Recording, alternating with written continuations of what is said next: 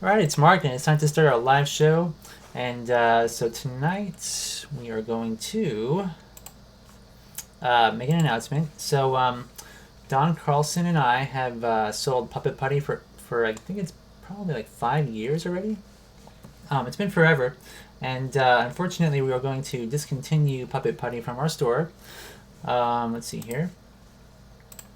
Don Carlson told me that he had to move to another house, and that the rent is really high, and he's got a roommate as well, but that it's going to be too expensive to continue puppet putting, unfortunately. So the ratio of work to profit is not very good. so unfortunately, we're not going to sell it anymore. But he did say that he's open to selling it in the future, but I think it depends on who the buyer is. So like if somebody, for example, is able to mass produce it and mass distribute it across the country, he's open to that. So anyways, put this cup down. We probably won't see that for a while. Hey Amy, what's going on? So anyways, kind of tired today. It's been a long day, but hopefully you guys are doing good. We have some unfortunate news. And of course, unless you guys have been living under a rock, Richard Williams has passed away. And so here's his Wikipedia page. And so he actually passed away, I guess, 2 days after our last show. And he passed away on the 16th. So actually tonight we're going to talk a little bit about what he's done. And so I've got his book in front of me, and we've got a lesson we're going to read. So he's got a book called the Animators Survival Kit, and it's probably like the most prolific book out there in terms of trying to understand timing for animation. And so some of his work, of course, is like everybody's pretty much seen. So Who Framed Roger Rabbit is his most famous, but he's won Oscars for his work as well. He did a cartoon called Charles Dickens in 1972, and he learned from some of the most prolific animators out there from Disney. So hold on a second here. Okay, is my audio working? Yes, it is. Okay. All right. So, anyways, this is the book here, and you can see it on Amazon. So this has 592 positive remarks. It's very popular. Hey, Mr. Force. So, yeah, I mean, this book has been around since when? 2002, I guess. Actually, this is the second edition. So it's probably been around before then, actually. Let's see if it says. But it's been out for a very long time. So the other book that you guys have probably heard of is The Illusion of Life. And that's considered like the animation Bible, written by Frank Thomas and Ollie Johnston.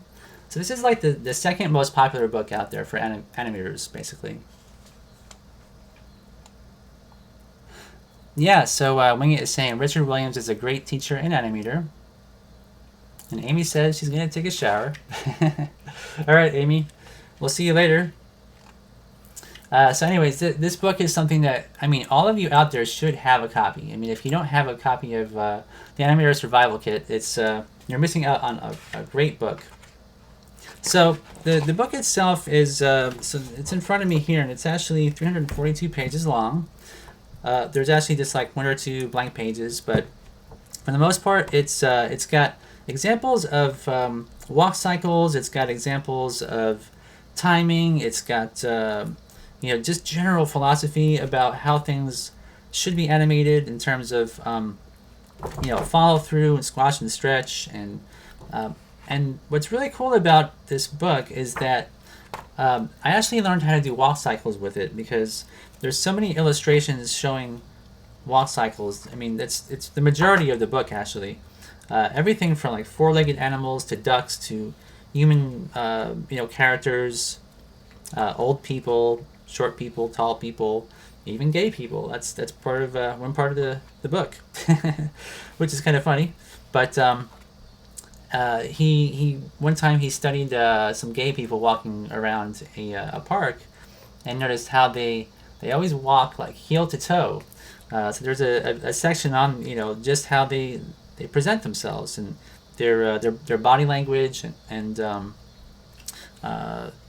it's actually a great book. I mean, there's just so much in there, so many things that you don't think of unless you really observe, diligently every type of character that you might bring to life through animation, essentially. So, lesson 1 of the book is called Unplug, and he says, unplug, take off your headphones, turn off the radio, switch off the CD, turn off the tape, close the door. And so, I mean, nowadays it would probably be like, turn off Facebook, turn off Instagram, turn off YouTube, turn off SoundCloud or whatever. So it's very similar, today, in that there's so many distractions. So he says, like many artists, I had the habit of listening to classical music or jazz while working. One of my visits to Milt Kahl, and he's one of the Disney animators that is one of the pioneers. He says, I innocently asked. And so he's got this drawing where he's kind of, Milt Kahl is hunched over his desk, and he's, drawing. So this is actually he's a cell animator, I should probably mention. He's not stop motion, but he's hunched over his desk, and so he's looking at him, and he's got his finger on his chin, and he's like, Milt, do you ever listen to classical music while you're working? And you turn the page, and he has this drawing that takes up 2 pages, and one is of himself kind of cowering, and the other is of Milt, and he's like huge in the frame, I guess you want to call it, and he's like, of all the stupid goddamn questions I ever heard, I never heard such a stupid question, like really mad at him, and he's like, I'm not smart enough to think of more than one thing at a time. And so he's like cowering, and he's really small now, and he's like, I won't do it anymore. So the next page, you see a photo of somebody on their back. It says animation is concentration. And the text says, since it came from a genius, this made quite an impression on me. Which, I don't know if he actually yelled at him. I mean, it would actually be really funny if this is, a true story where he was literally angry over that question. But he says, after this, I learned to face the silence and think before swirling my pencil around. My animation improved right away. So, it's actually the outcome is that he did improve by getting rid of distractions. So he says, this has been the case with many artists when I've passed this wisdom along. Recently, 2 previously sound-addicted computer animators were shocked to find that their plugged-in colleagues instantly made them objects of ridicule for not having the wires coming out of their ears. They were even more surprised at the startling improvement in their work. End of lesson 1. So, that's like, kind of gives you a taste of what is talked about in the first, maybe, I'm going to say 10th of the book. And after that is pretty much example after example of, there's some historical context that he goes through and how they came up with these things. But it goes into spacing, extremes, breakdowns, and also, let's see here, easing in, easing out. There's just so much great stuff in here. So anyway, this is the book, and so you can get it used for less than $20, right? And so, I mean, I don't know if I can convince anybody out there to buy this, but it really is the ultimate book for walk cycles and understanding how to break them down and why things move the way they do, not just from a cartoon aspect, but from real life, and how your bone structure moves as well underneath everything. And this is what if you're into stop motion, it actually says on the cover here. Let me see. Can't zoom in. A manual of methods, principles, and formulas for classical computer games, stop motion, and internet animators. So he's trying to cover. This is that, I guess, the expanded edition. I don't have the expanded one, unfortunately, but it makes sense that this is for stop motion animators as well, because if you're animating a puppet, all these principles that he talks about in here apply to what you would do, essentially. And that was a very fast shower, Amy. Welcome back, though. And so Wingit says, I have it. I recommend as well. Yeah, it's an awesome book. And, you know, at first, when I heard that Richard Williams passed away, I had to confess that I didn't connect Richard Williams with this book. And I'm like, that sounds so familiar. Richard Williams, where have I heard that before? And then when somebody mentioned that it was the author of this book, I'm like, of course, it's Richard Williams, you know. And so it's kind of a shock, really. And I know O Whiskey and a few others actually had recommended that we talk about it today, so that's why we're doing it. Now, if you don't have a lot of money, you can also look up Richard Williams animation on Google Images, and a lot of people have uploaded photos of these walk cycles and things. And like this is, for example, one of those images. Pinterest. I hate Pinterest. They don't load the pictures nicely. They're always small and pixelated. Let me see here, but let me see if we can get one that is decent. So you can sort of see what's on the inside. And it's more Pinterest. I wonder if I can, let's do this. Minus Pinterest. I don't need Pinterest.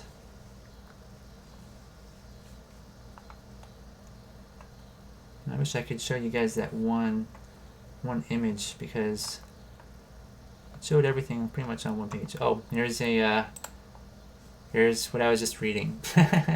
Here's what the illustration looked like. I could have brought that up. He's like, I won't do it anymore.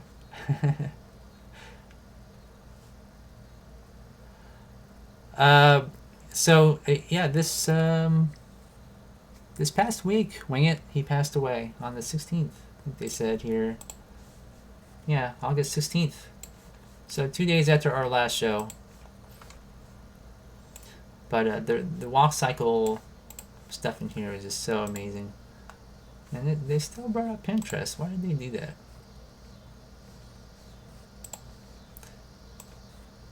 It's like Google has some kind of a connection to Pinterest now, and that's all they do is post to their webpage, and their page stinks. Alright, but anyways, so here's a great example showing how you can have a character that's walking with their legs kind of far apart at certain points in the animation cycle, and how the toe could come off the ground, later on after the rest of the body's moved forward. And this one illustrates how the leg kind of comes forward at a strange angle, like almost like the knee is broken, and then it comes down at the last moment. So these are things that you don't really. Most people think of a walk as very straight, very methodical. Like everybody has seen a walk, but in animation you don't have to do things like that, which is what's so freeing. For animators to just make stuff up and make things really funny. Yes, he was 86 years old. I mean, it's a long life, but he's contributed so much to animation, and really, through his book, these are things that you would probably not find too many other places that I can think of. Not with this much thoroughness and great explanation, and yes, he was a teacher, so he did teach, and we're gonna watch a video in a little bit.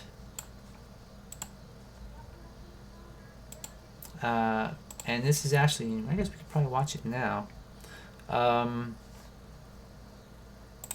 make it bigger. So anyhow, I don't know if I'm gonna be able to play this without YouTube kicking in and saying that I'm violating their copyright, which is possible. But if that's the case, no problem. So this is called Timing and Spacing from Richard Williams, and it's from Closed Caption Videos, and this is from 2017. However, this is probably recorded before then. I'm not really sure what year it was, but this is an example of. So if you had the book, you would recognize the lesson right away. But for those who haven't seen it, this is kind of going over the basics. But he talks about how important the basics are, and you can learn a lot. So let's just watch together. And so I guess after this we will wrap up the show. But this is a half-hour long, so let's get started. We're going to start with the absolute basics. You may think, show me something interesting. I know the basics. You may think you know this stuff, but the human thing is we don't know what we don't know. You don't know what you don't know. And if you don't understand this stuff, this basic stuff properly, it's going to come up and bite you later. I can guarantee it. So we're going to do everything. We're going to build the foundation properly. Everything is based on, every sophisticated thing is based on these basics. So we set the foundations, and we're going to start with timing and spacing, two entirely separate things, which often get smudged together. And I've heard great animators arguing about the timing when they're really talking about the spacing, or arguing about the spacing when they're really talking about the timing. So we're going to separate these two. I got my first big lesson from Grim Natwick, the great animator who animated half of The Princess in Snow White. So we'll find out what timing and spacing are, the difference between the two things, and we'll make it absolutely clear.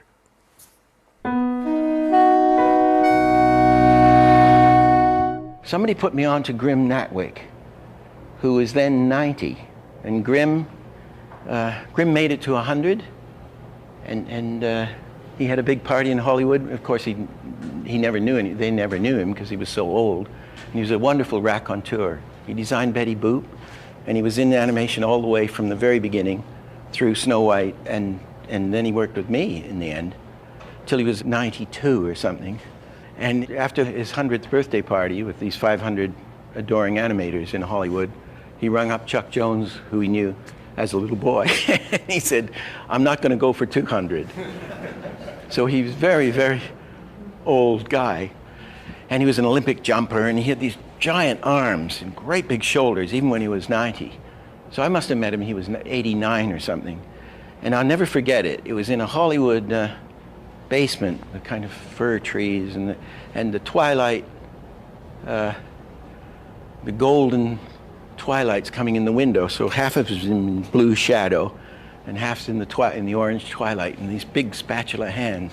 And I was asking, tell me about animation, tell me how it was, tell me what, if you could boil it down, what would you say it is? I mean, can you boil it down?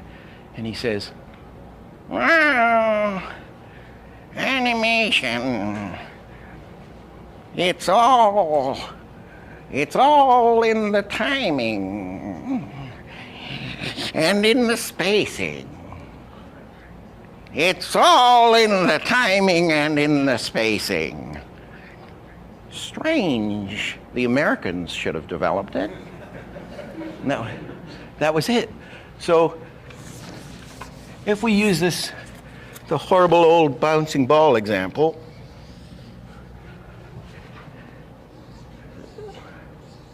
well, first, we're going to have the ball hit here, here, here, here, and here.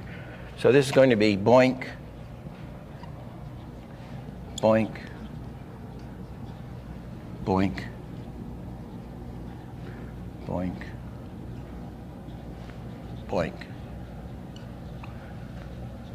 So it's going to go donk, donk, donk, donk, donk. Make that one closer. Boink. Okay. That is, let me do this in red. That is the timing.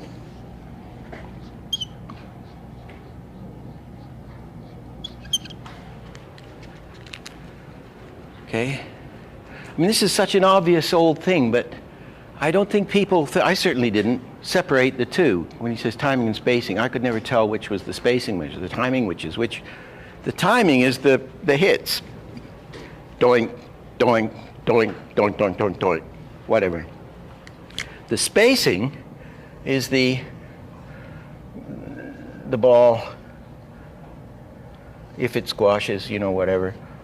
It goes up here, and of course it's slowing in the middle of the arc.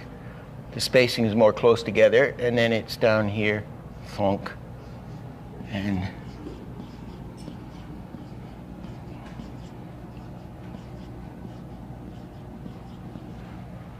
okay. So this overlapping, it's overlapping up here, and of course it's further apart there as it's going faster. So this is a soft ball, right? Doink, doink, doink, doink. And that, of course, is the spacing.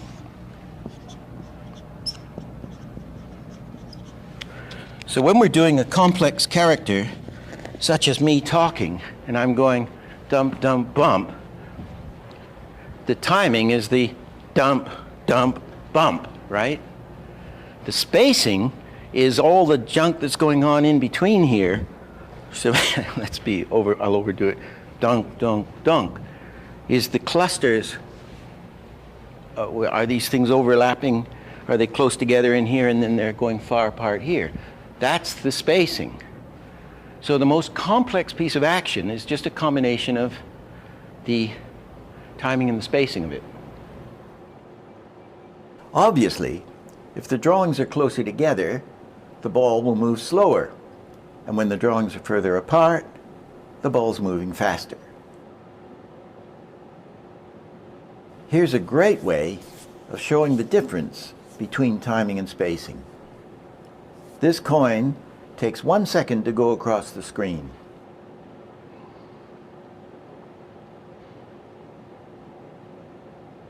It's going across in even spacing.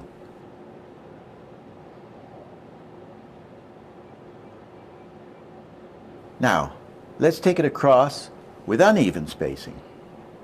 But it still goes across in 1 second.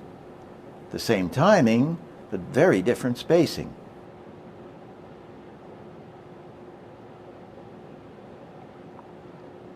Now let's see them both together. And we see something very interesting.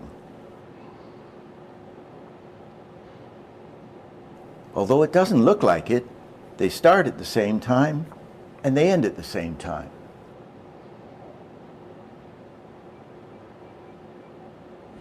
Everybody here has a natural sense of timing, especially if you're athletic or if you're musical, because timing's built right into us. But the spacing for animation, we have to learn. And this is what we're going to achieve in this session. It takes a while, but you'll get it. This is the same bounce that we've seen before, a small hard ball.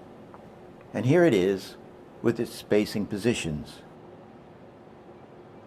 The spacing creates the feel of a small hard ball. Now here's a squashy cartoon one. And here it is with its spacing positions.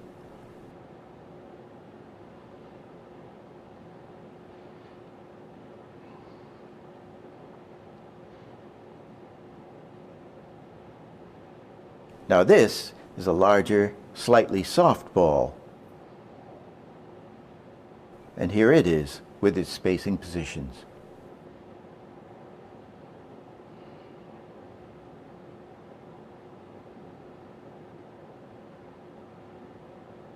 Now this.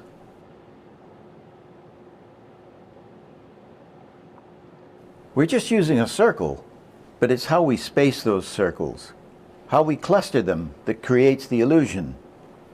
In this case, a heavy bowling ball.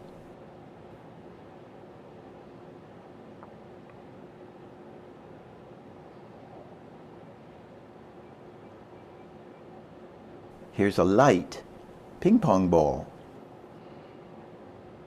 We know it's light because of the timing and the spacing.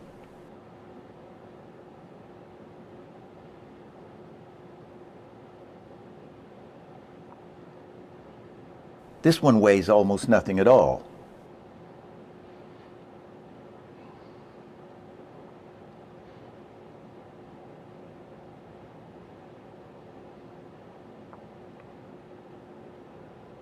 Now let's take out every other drawing, making it twice as fast.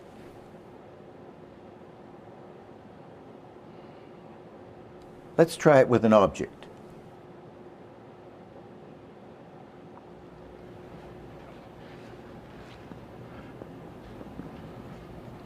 The chart. There was if we take Mickey Mouse or something, or mouse that they all look the same at the time, and he's moving from here to here with the head, okay, and the hand is up here, and it's going to go down into here. And say he's got a tail that's going from there, and it's going to go down into here. You know, we have these charts on the drawings, right? Telling you the spacing of the drawings. They're either here or here. Grimm would have he would do an arc. You'd think that would be an arc. And then he'd put a little chart on it. Say it's like this. You know, it's just slowing into that. And then you have a different one on the nose. Maybe it was like that. And then you have an even one on the tail. And you have these little charts on the drawings. Everything doesn't happen at once. Our generic mouse is going to move the hand, the head, and the tail at different speeds. This is why they developed separate little charts. Different charts for different parts. The nose is going down uneven. The finger goes down, easing out and easing in, uneven. Say the tail goes down, even. Each part has different spacing, but it all takes place in the same amount of time. They put different charts for different parts, so that everything didn't happen at the same rate. This loosened things up. So it isn't like a robot, you know. So you break everything up. Is that clear? Ken would always make me, I would always try to start drawing because that was what I felt most comfortable with. And he'd say, no, God damn it. He said, do the timing. And he would make me, I don't want to get on the exposure sheet yet. But if this is a classic Disney sheet, 4 seconds. Everybody knows what these things look like, computer guys. They're just 4 seconds on the page or 6 feet. And Ken would say, look, where does he hit the ground there? Mark it. There's your accent. And where's your next hit? Okay, here. Okay. And you got 2 little hits here and here. Okay. Now put another drawing here, get that hit. And I would have to do these important drawings, right? So he'd say, come on, Dick, no drawing, get a stopwatch or a metronome and let's act it out. And he'd make me act it out, whatever it was. Da-da-da-da-da. And he'd say, no, do it again. Da-da-da-da. And I have to do it again and again and again till I had it clear in my mind what I wanted and he had it clear in his mind. And he said, those are the hits. So he's doing the timing first. Then he's going to go in and animate it once he's got his keys, but we're coming to that. This is how the chart, how it got over to this part of the field. Everything will get clearer as we go. I have one question. For those of us that aren't familiar with animating on paper, these 2 drawings are going to be on separate sheets of paper. Yeah. Then where do the charts end up? Where do the charts go up? I mean, you're drawing them on one plane. On one page, either the first one or the last one. Okay. We would draw it on. And you Drawing put the one. frame numbers? Yeah. Okay. And we of course would probably put in some more drawings. before we handed it to some poor assistant. Okay. I do want to. Yeah, that's how I don't know how Sure. you guys do that. Yeah, well, we don't do it necessarily this way. Maybe we should. This is the history of charts. But whether you're drawing this or creating this in the computer, the principle is the same. Different parts, move at different speeds. I was lucky enough to know this guy, Dick Humer, which is odd. He was a Disney story member. His name was spelled like this. And he was one of the main first story guys on Snow White, and he and Joe Grant were the story people on Dumbo, and he was also co-storied Fantasia and everything. But he had been the top New York animator, doing Mutt and Jeffs in sort of in the 20s. And Dick was a good draftsman, and he also did comic strips, but rather good drawing and stuff. And he was the leading animator, and he'd do all the drawings. If he was doing drawing one, and he would just do drawing 1, 2, 3, 4, and 5, right? And the head of the studio, Van Buren or whoever it was, said, "Gee, Dick, the work's wonderful, but we wish we could get more of it." And so Dick said, "Well, if you give me somebody else to put in here, to put in 2 and 4, put in the in-between drawings, I'll I'll get twice as much work done." So that was the invention. Dick invented the in-betweener. Said, because they used to just work kind of straight ahead, just drawing things. And then he would just do every other drawing. And then some other, or several people could just put in the in-between ones. If we have, drawing 1 is our extreme. I'm calling this an extreme. Not a key. This is important.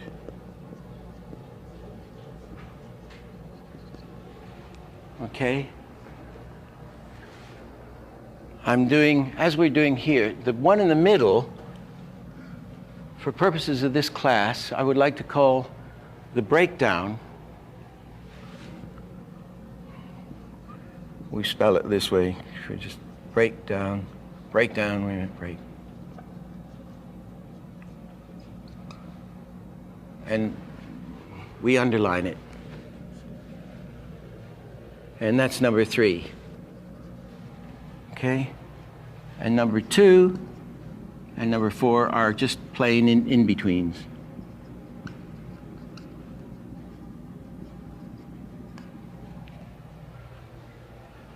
If you want to be intellectual about it, an extreme is wherever you get a change of direction. Or you could say when you start an action or end an action. Let's do it again, calling it number 9. We're doing drawing 1, an extreme, number 9, an extreme.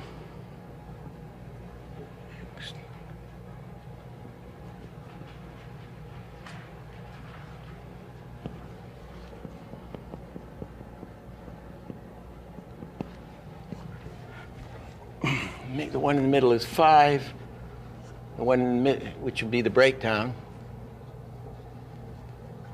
One in there is 4, 6, and then you got 7, 8. Doesn't matter you put them above or below. 3. Okay. And this is what they call in the trade the slow. That's the slow out. We're slowing out of drawing 1. And we're slowing in to draw. We put the 1 in the middle, smack, important drawing, and then we're slowing in to drawing 9. I always get balled up with slowing out and slowing in. I think of them backwards and everything. The best way is the way the computer guys You talk about easing in and easing out. It's much better, isn't it?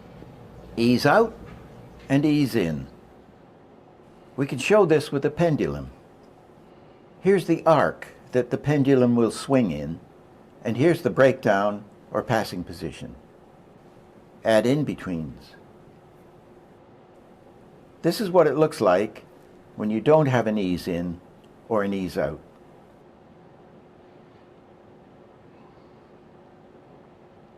Now we add a slight ease in and ease out both ends. And it's more convincing. Now we'll add in 2 more positions. Gives us a nice result. But 4 more positions gives us an even better result. And we get a really nice ease in and ease out.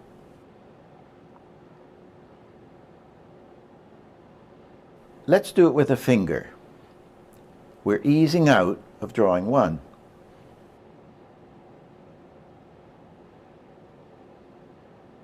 Same thing, easing out of drawing 1 with more in-betweens. Now we're going to ease in to drawing 5, cushion in.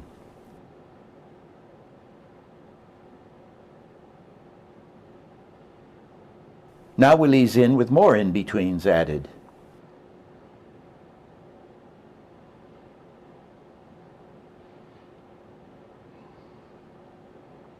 Now we're going to ease out of the first position and ease in to the second position.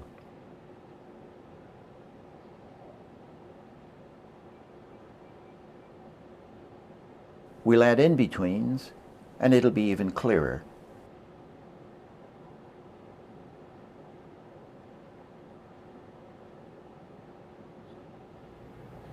Ken Harris always, he thought terribly simply. And he would say, we're cushioning. This would be cushioning. And if somebody throws you a baseball and you catch it, he'd say, well, cushions. You just cushion. So you're slowing in or easing in. Boom. I've seen California animators do almost as bad as this. If this is a Panavision screen, Panavision paper, they will do this.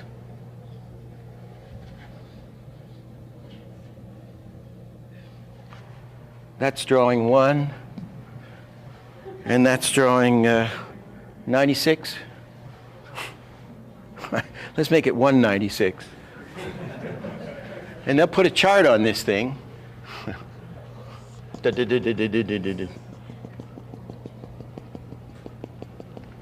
they go play tennis, And you say, Jesus, look terrible. The assistant's no good. The assistant's no good. Absolute rubbish, I gave it to him. I know my job. See?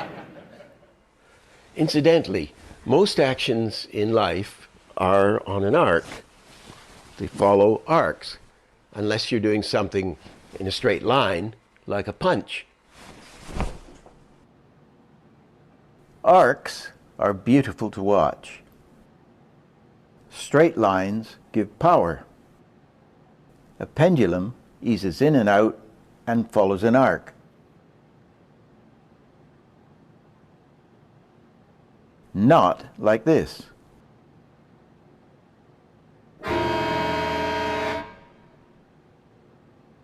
How are we going to in-between these positions? Do we join them up like this?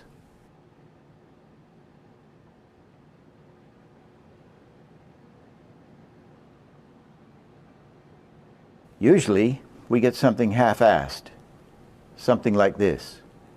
Neither one thing nor another, because the in-betweener doesn't understand arcs. When we really wanted this.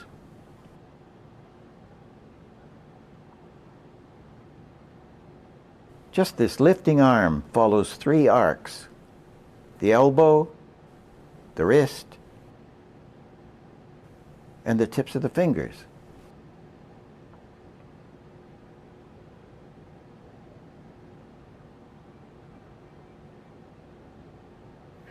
I got a job at UPA, and immediately after 2 or 3 weeks as head of trace and paint, they found I could animate. And then they said, well, you have to have an assistant. So they gave me quite a skilled artist. And Charlie was my assistant. And Charlie was good. He was a good guy. But Charlie didn't like. Charlie would do, I'll do it in color, just to make it clear. Charlie would do a nice little drawing right in the middle, between 1 and 3. And he'd get the hair just right. And he'd do a nice drawing in here. Just a little, whoops. But Charlie didn't like the way Leo Salkin, the head of the studio, had designed the eyeballs. See? Charlie liked eyeballs that were like this. So for about 30 seconds of material, when it came out, you had the eyes on the screen doing this. Everything else was going, hello there, and it was going all the time. So I started doing all the drawings myself and got Charlie to work with somebody else, and I didn't learn until many years later how to use an assistant, because I was terrified of this happening again. And we had it on the Rabbit, because we were hiring people coming in off the street. There's drawing 1, this is drawing 5 of a coffee cup, which say is in the live action actor's hand. And the in-between, say the breakdown is a good drawing. The one in the middle would be like this, because the guy didn't know anything about perspective. So of course you're going to get that on the screen. I mean, it was wild. Sometimes you'd even have them like that, because they didn't know perspective. Well, you see it all the time on bad animation, isn't it? I mean, Milt, when he went to Disney early on, this would be 1934, I think he went, and he met the great Bill Teitler, and he said, how do you do, you know? And he said, I'm in the assistant pool, or the in-between pool or something. And Teitler says, oh yeah? How many scenes did you cock up lately? And that's how they were, these tough guys. So, wobble. So you could say the assistant work is really volume control, you know, just throwing that in. It's not, with the graphic stuff, it's not line quality, although that may be important on a commercial. It's where you put those lines to hold those volumes together.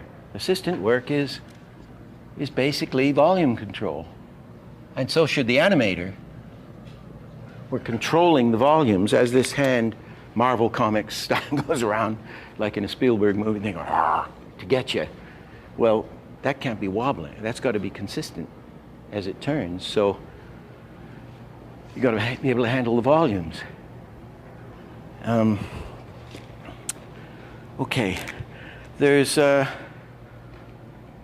just incidentally, if you're doing, if an animator's doing this drawing, 1 is extreme, and he's going to number 4. If he's going to do position, he's going to put 2 in thirds, divisions 33 1/3% of the way towards there. He should not do that to the assistant. That's not fair. He should at least do drawing 1 and 2, say himself, and leave the assistant, or in between, to drop 1 in between those 2. It's not going to work leaving what they call thirds like that. Or he should draw 1 and 3, so the assistant can drop the 1 equal divisions in the middle. That's all. If the animator's lucky enough to have an assistant, he still does enough work to have ironclad control over the scene. This stuff may all seem very basic, But you will see how damned important it is when we start putting it all together in a sophisticated way. If we don't get this basic stuff right, we're going to build our house on a shaky foundation. Let's review. We've shown the difference between timing and spacing. We've shown how the chart was born. We've shown about easing in and easing out. We've shown volume control and arcs. Now the next session we'll be building on this. We'll start a scene and we'll find out, what do you do first? Then what do you do? What do you do after that? Then what's the third? What's the fourth? What's the fifth thing that you do? We'll tackle the work method, the ideal work method, and how to organize our material.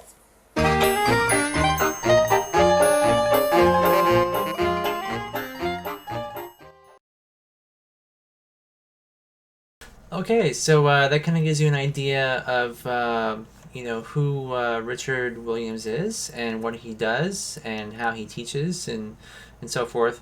So obviously not everything is applicable to stop motion, but a lot of it is, especially with the diagrams showing the spacing and how you time different body parts.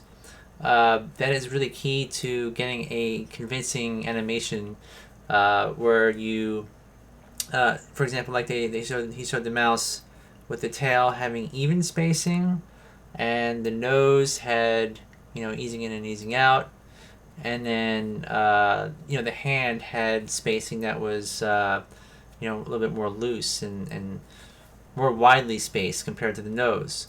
And in combination, when played back, it didn't look very mechanical, which it's very easy to do like a character gesturing, moving let's say the left and right arm at the same time, and if you have this the timing is one thing and the spacing is the other, if one is off from the other, it's more convincing than if each part moves at the exact same time, at the exact same distance at the start, and the same distance in the middle, and then at the end.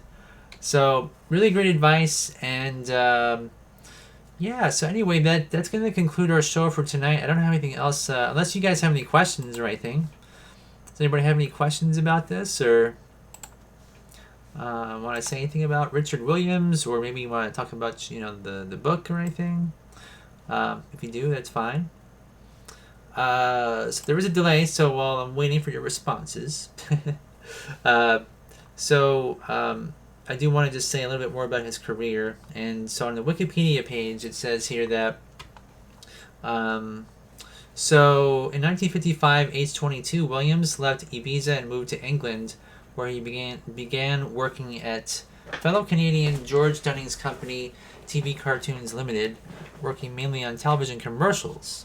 So he started out pretty much like most of us. Like if you're in stop motion and you get your first job, a lot of the times it's in TV commercials. So there's a lot of parallels to pretty much all the animators out there, and he's no exception. So it says in 1958 he produced the work that boosted his career and won the 1958 BAFTA Award for animated film, and that was called The Little Island.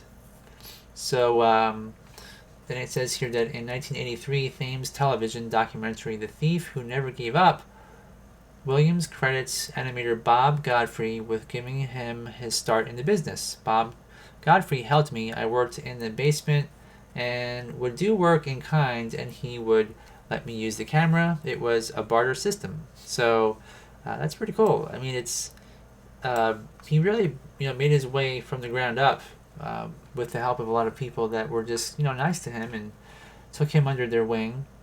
And it says, after his early work in the mid-1960s, he directed the Academy Award-winning A Christmas Carol in 1971, the full-length feature Raggedy Ann and Andy, A Musical Adventure in 1977, and the Emmy-winning television From Ziggy's Gift, 1982. He was director of animation on Who Framed Roger Rabbit in 1988, winning 2 more Oscars for his work. He has written an acclaimed animation how-to book called The Animators Survival Kit, which we talked about, published in 2002 and expanded in 2009. Okay, so that's what I was wondering. It's right there. That actually came out before then, but Nonetheless, it says following this, he completed a 9-minute short film titled Circus Drawings. It says here that the silent film with live accompaniment premiered at the Pordenone Silent Film Festival in Italy in September 2010. So he was active all through his life. Just to think that, he was, how old was he again? He was like 80, 83, I think it was, something like that. So anyways, but I mean, to think that he's been animating his whole life and he never really gave up and had a passion all his time is really amazing. Andres says, everyone must buy this book, especially if you're starting out. I agree, yeah. That is definitely the truth. Everybody should, because it's one of the most helpful books out there. And Mark Effect says, I'm late to the podcast. What is the title of the book? So it is the Animators Survival Kit. They actually make reference to it here. Where did I read it?